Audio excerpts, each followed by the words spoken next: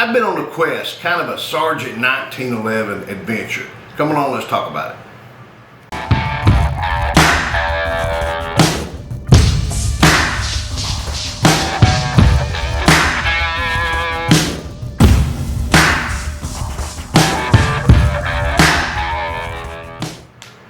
Welcome to the Hideout, and today we're going to talk about something that is not a handgun, but it's probably as equally important or more so in many ways, and we're going to get to that. But first, please click subscribe. Click on the little ringy dingy out there so you get your notification. Tell your buddies, friends, boyfriends, girlfriends, whatever the hell. Tell them to come over and watch a little bit.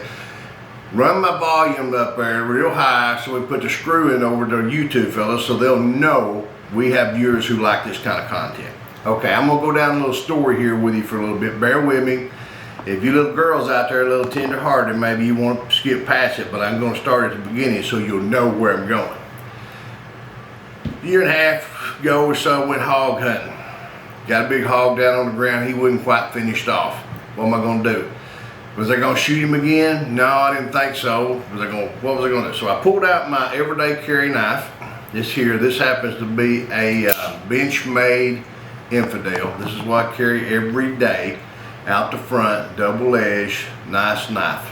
And I thought, I'm gonna go to work on this boy and finish him off. But those of you guys who know, and those if you don't, Google it if you want the true information.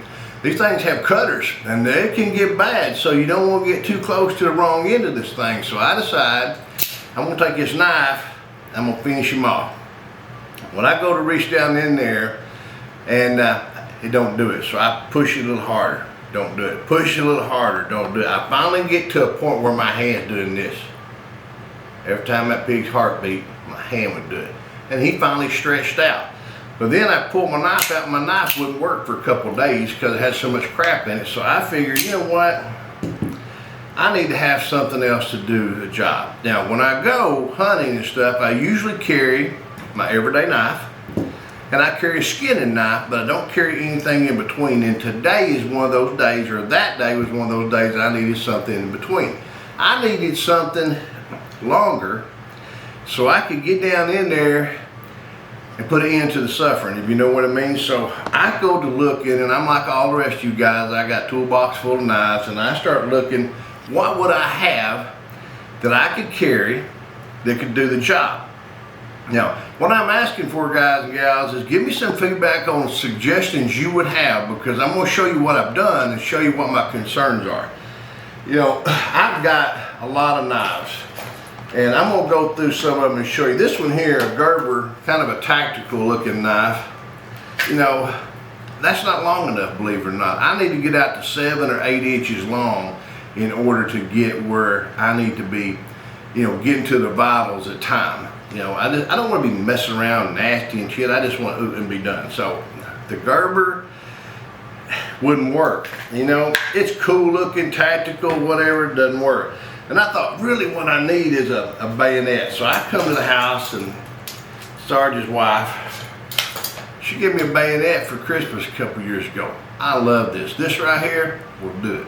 It will do it. My only concern here is it comes with, which is great if you're needing it, it comes with an additional knife right here. Perfect. But now I'm starting to think, all right, I'm carrying all of this. This is getting to be a lot to carry. And you guys who walk a lot out there in the woods, you want to minimize that. Perfect knife, maybe not the perfect weight. So where do we go then? I'm going to save two in particular because we got some discussion. I have an old K-bar, wonderful knife, been proven for 80 years or more, K-bar, but then again, we're a little bit too small. Sharp as hell, K-bar don't work. I've got, what's this, cold steel. Cold steel, it's light, it's rubbery, it may work. This right here is in the running for, right here, this cold steel. It's called a SRK cold steel. It's sharper than shit. I really like this knife. I could put a string on here. It's got a small Kydex holster.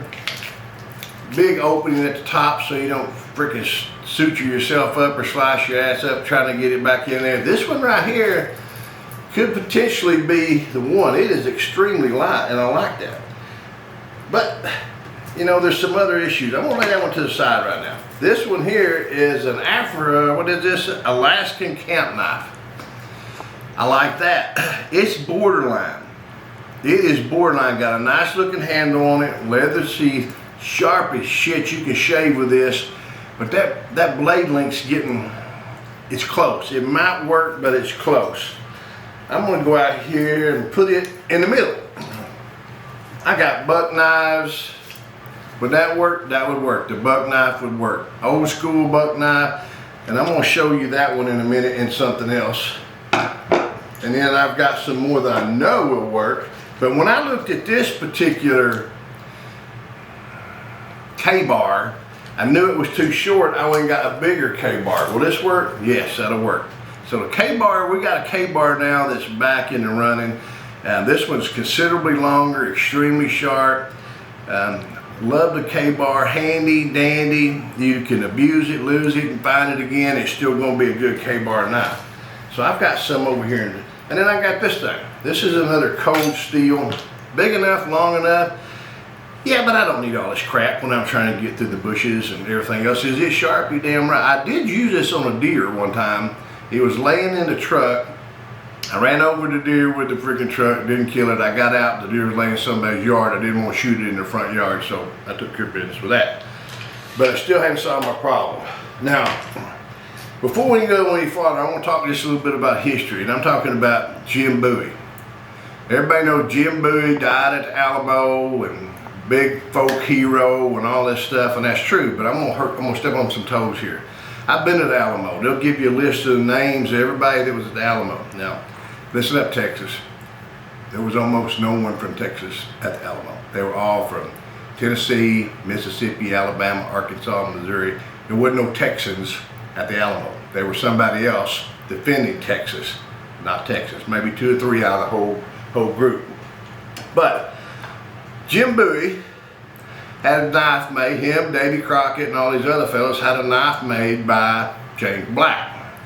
James Black was from where? Arkansas. Where does the Bowie knife come from? Arkansas. Where started 1911 come from? Arkansas. Where do many of the winners of Forged in Fire come from? Arkansas. Where is a school in the United States where you can go and learn how to build knives and learn about metal and they teach you how to build these knives? Arkansas. So I'm thinking maybe I need a Bowie knife. Now here we have a Bowie knife. Look at the size of this bad boy. This Bowie knife is made from a file that was used to shoot horses. This is one of the techniques. This is one. Now, this one here is handmade. This file, you can feel it in there. It's got some waves in it. It's sharp. But here again, it's big. Now, I want to point out something in particular about the Bowie knife people don't know. This is what we call a Bowie knife. It's not the original Bowie knife. When he stopped by to have Mr. Black make his knife, he said, "This is what I want for a knife." Bowie gave him a design. Black made 2. When Bowie came back, he said, "Pick one." He didn't pick the one that he said he wanted. He picked the one that Black said that he made for him, which was better.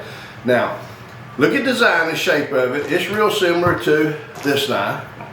It's another Bowie knife, but picture it without these handles on it, like this. That's called a coffin handle.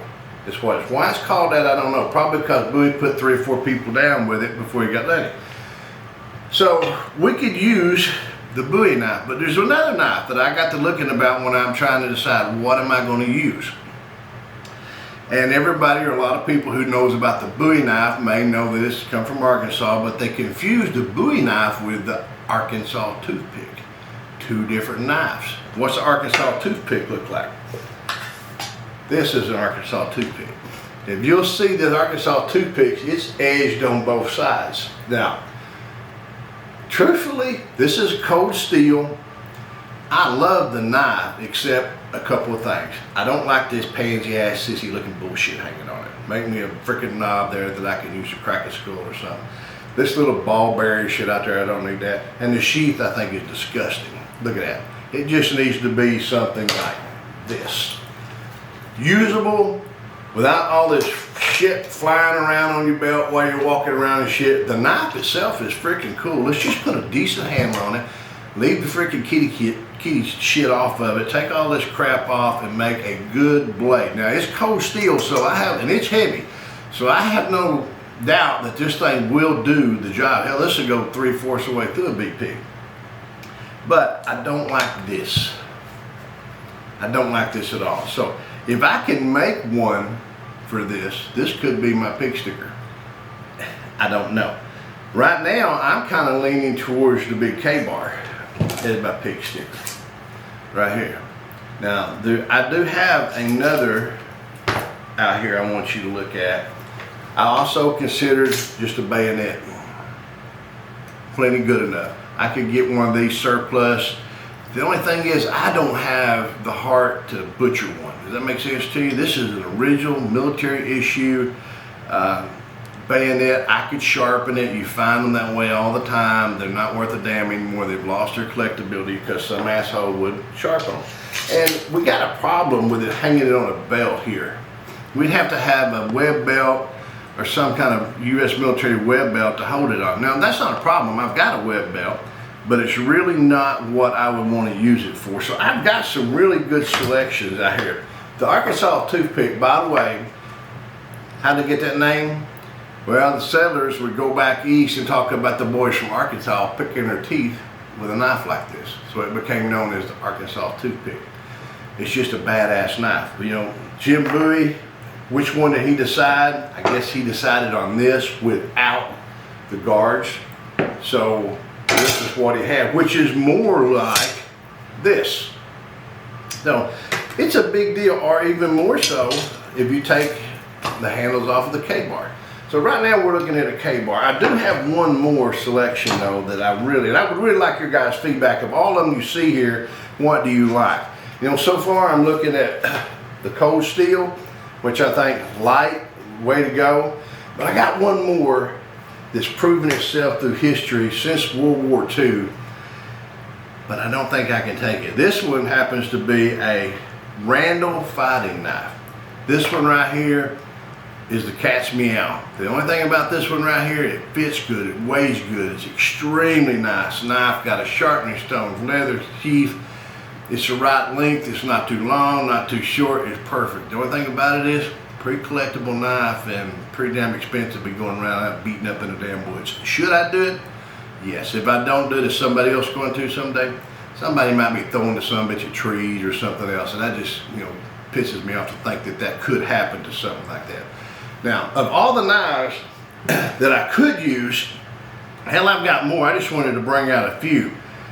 They all would work, but you want to be able to do the job that you intend to do and that you need to do to make it a humane. You know, the right tool, you always do a better job with the right tool. So until I can figure out what I want and what I'm going to do, I may tinker with a homemade thing, try to make my own. If I do, I'll show it to you guys the best way I can under the YouTube conditions. But until I figure out exactly what kind of knife I'm going to carry, I'm going to stick with my everyday carry. And when I get in that situation where I need to finish something off, what I'm always going to pull, I'm going to take the 1911. So you never bring a knife to a gunfight, right? Until we get to shoot together again. Shoot safe and shoot straight.